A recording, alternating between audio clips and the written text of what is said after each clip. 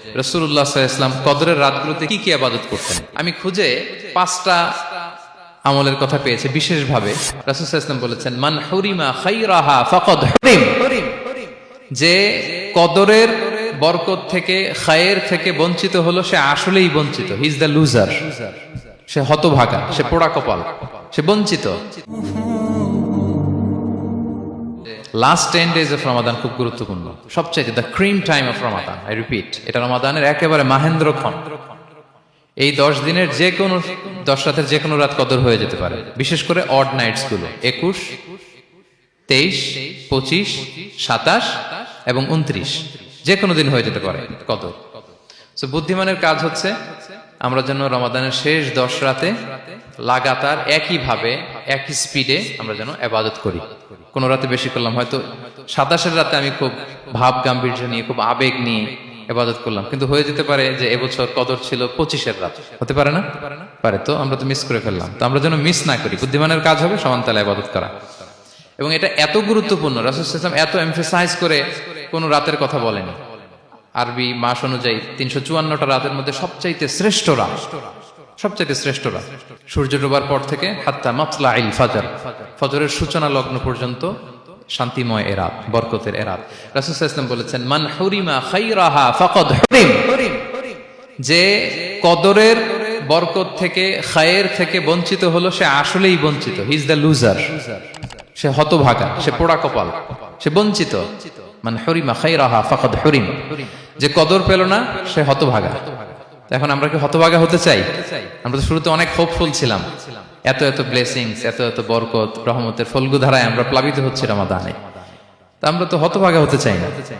তা আমরা যেন এই শেষ 10 দিন এক তালে আন্তরিকতার সাথে ঈমান ও ইহতিসাবা আমরা যেন ইবাদত করি। সম্মানিত ভাই এবং বোনেরা, তাহলে আমরা সৌভাগ্যশীলদের অন্তর্ভুক্ত হতে চাই, হতভাগা হতে চাই না। আমরা এবার একটু শুনবো যে রাসূলুল্লাহ সাল্লাল্লাহু আলাইহি ওয়াসাল্লাম কদরের রাতগুলোতে কি কি ইবাদত করতেন। আমি খুঁজে 5টা আমলের কথা পেয়েছি বিশেষভাবে।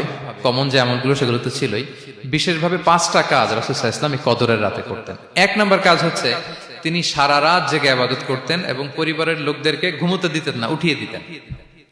বছরের অন্য কোনো সময়ে সারা রাত জেগে ইবাদত করার কোনো নজির রাসূল সাল্লাল্লাহু আলাইহি ওয়াসাল্লামের জীবনে ছিল না। সব রাতে ঘুমাতেন।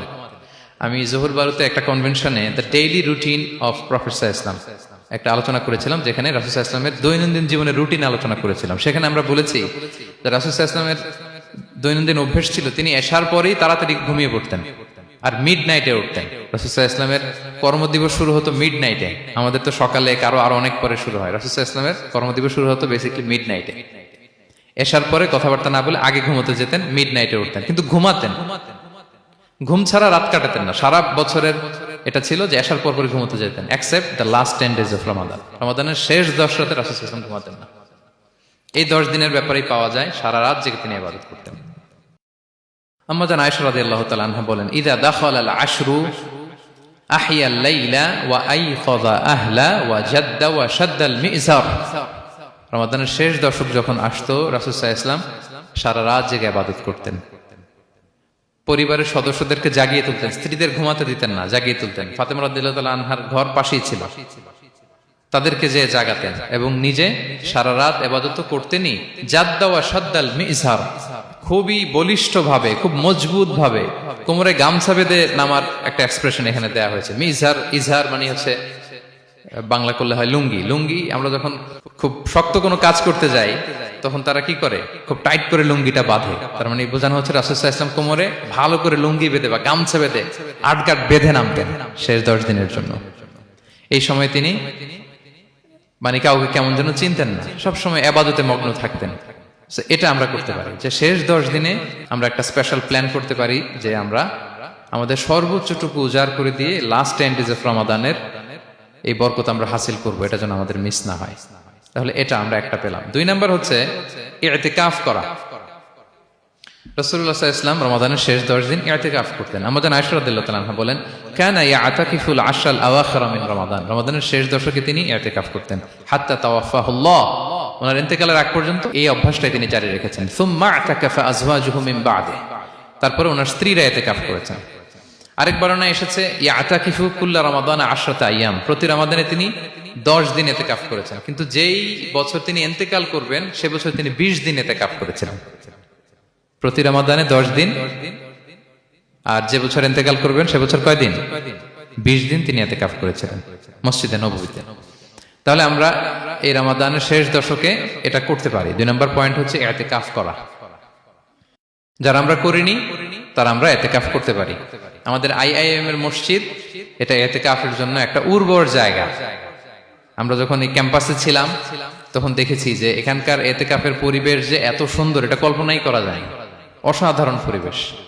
আপনি যদি ইতিকাফ নাও করেন, রাত 2টা বা 3টার দিকে সেন্ট্রাল মস্কে এসে বসে থাকলেও হবে। রাত 2টা 3টার দিকে এসে বসে থাকলে দেখবেন যে কেউ সেজদায় পড়ে কান্না করতেছে, কেউ হালাকা করতেছে, কেউ তাসবিহ পড়তেছে, কেউ কোরআন তেলাওয়াত করতেছে। মানে এত সুন্দর পরিবেশ, ওটা দেখলেই আপনার ইবাদত করতে মন চাইবে। তো আমরা যেন ইতিকাফ করার চেষ্টা করি। ইতিকাফ করতে না পারলে শেষ দশকের রাতগুলো যেন মসজিদে কাটানোর চেষ্টা করি, তা না পারলেও বাসায় যেন এই রাতগুলো আমরা মিস না করি। বিশেষ করে সেন্ট্রাল মস্কে তো অসাধারণ পরিবেশ, এটা হাইলি রেকমেন্ডেড। ইফ পসিবল আপনারা আসবেন, এখানে ইবাদতের চমৎকার পরিবেশ থাকে। 3 নাম্বার হচ্ছে রাসূল সাল্লাল্লাহু আলাইহি ওয়াসাল্লাম এবং জিবরাইল আলাইহিস সালাম যৌথভাবে কোরআন রিভিশন করতেন। খুব ইন্টারেস্টিং। সারা বছর যেটা নাজিল হতো, রমাদানে জিবরাইল আলাইহিস সালাম রাসূল সাল্লাল্লাহু আলাইহি ওয়াসাল্লামকে শোনাতেন, রাসূল সাল্লাল্লাহু আলাইহি ওয়াসাল্লাম আবার জিবরাইল আলাইহিস সালামকে শোনাতেন। সহিহ বুখারীর বর্ণনা, কানা জিবরিলু ইয়ালকাহু ফি কুল্লি লাইলাতিন মিন রমাদান ফায়ুদারিসুল কুরআন। প্রতি রমাদানের প্রতি রাতে এসে রাসূল সাল্লাল্লাহু আলাইহি ওয়াসাল্লামের সাথে কোরআন মুদারাসা করতেন। সহিহ মুসলিমের বর্ণনায়, আন্না জিবরিল কানা ইউআরিদুহু বিল কুরআন কুল্লা আমিন মাররা। প্রতি বছর রমাদানে একবার শোনাতেন বা শুনিয়েছেন। যে বছর তিনি ইন্তেকাল করবেন তিনি 2 বার শুনিয়েছিলেন। আরাদা ইউআরিদু, মানে এটা ফ্রম বোথ সাইড। আরবি শব্দটা এমন যে জিবরাইল আলাইহিস সালাম শোনাতেন, এরপর রাসূল সাল্লাল্লাহু আলাইহি ওয়াসাল্লাম জিবরাইল আলাইহিস সালামকে শোনাতেন। কোরআন রিভিশন করা। তো এই শেষ দশকের রাতগুলোতে আমরা যেন বেশি বেশি কোরআন পড়ি। কোরআন তেলাওয়াত, কোরআনিক রিসাইটেশন হতে পারে, কোরআনের অর্থ পড়া হতে পারে, তাদাব্বুরে কোরআন হতে পারে, কোরআনের হালাকায় জয়েন করা হতে পারে। ইন ইটস এনি ফর্ম আমরা যেন কোরআনের সাথে অ্যাটাচমেন্টটা বাড়াই লাস্ট 10 ডেজ অফ রমাদানে। 4 নাম্বার, কিয়ামুল লাইল করা। রাসূল সাল্লাল্লাহু আলাইহি ওয়াসাল্লাম কিয়ামুল লাইল করতেন, এবং কিয়ামুল লাইল শব্দটাকে রাসূল সাল্লাল্লাহু আলাইহি ওয়াসাল্লাম কদরের সাথে জুড়ে দিয়েছেন। সহিহ বুখারীর বর্ণনায় তিনি বলেছেন, মান কামা লাইলাতাল কদরি ঈমানা ওয়া ইহতিসাবা গুফিরা লাহু মা তাকাদ্দামা মিন যামবি। কদরের রাতে যে কিয়ামুল লাইল করে বিশ্বাস নিয়ে এবং নাজাতের প্রত্যাশা নিয়ে, তার পূর্বের সমস্ত গুনাহ আল্লাহ তাআলা ক্ষমা করে দিবেন। তাহলে কিয়ামুল লাইলটা রাসূল সাল্লাল্লাহু আলাইহি ওয়াসাল্লাম বিশেষভাবে কদরের রাতের সাথে সম্পৃক্ত করেছেন। আমরা যেন প্রতি রাতে কিয়ামুল লাইল করি, লম্বা সময় যেন দাঁড়িয়ে থাকি, লম্বা সময় কোরআনিক রিসাইটেশন করি দাঁড়িয়ে থেকে, লম্বা সময় রুকু, লম্বা সময় সিজদা, স্পেশালি সিজদা। আখরাবু মা ইয়াকুনুল আবদু মির রাব্বিহি ওয়া হুয়া সাজিদ ফাআকসিরু ফিহি দুআ। বান্দা যখন সিজদায় থাকে আল্লাহ সবচেয়ে কাছে থাকে। তো আমরা তো আল্লাহর সবচেয়ে কাছে যেতে চাই এই ক্রিম টাইমটাতে, কি বলেন? আমরা যেন লম্বা সময় সিজদাতে থাকি। কিন্তু আমাদের অনেকের যেটা হয়, নামাজে তাড়াহুড়ো, অনেকের সব ব্যস্ততা যখন নামাজে দাঁড়াই এরকম হয়ে যায়। রাসূল সাল্লাল্লাহু আলাইহি ওয়াসাল্লামের সালাত যদি আমরা খেয়াল করি, বিশেষ করে কিয়ামুল লাইলে এত যে সুন্দর ছিল। আম্মাজান আয়েশা রাদিয়াল্লাহু তাআলা আনহাকে জিজ্ঞেস করা হয়েছিল যে, হে আম্মাজান, রাসূল সাল্লাল্লাহু আলাইহি ওয়াসাল্লামের কিয়ামুল লাইল কেমন ছিল, কিভাবে কিয়ামুল লাইল করতেন? আম্মাজান আয়েশা, দেখেন ওনার এক্সপ্রেশনটা কত সুন্দর। তিনি বলেছেন, ফালা তাসআল আন হুসনিহিন্না ওয়া তুলিহিন্না। রাসূল সাল্লাল্লাহু আলাইহি ওয়াসাল্লামের কিয়াম যে কত সুন্দর ছিল, কত লম্বা ছিল, আমায় জিজ্ঞেস করো না, আমি বলতে পারবো না। আমরা অনেক সময় যখন খুব বেশি চমৎকার কিছু হয় তো আমরা কি বলি, ভাই এত সুন্দর ছিল আমি বোঝাতে পারবো না। এরকম বলি না যে এত অসাধারণ আমি বলে বোঝাতে পারবো না? বাংলাতেও কিন্তু আমরা বলি এত চমৎকার বলে বোঝাতে পারবো না, শব্দের বুননে, ভাষার বুননে আমি ফুটিয়ে তুলতে পারবো না।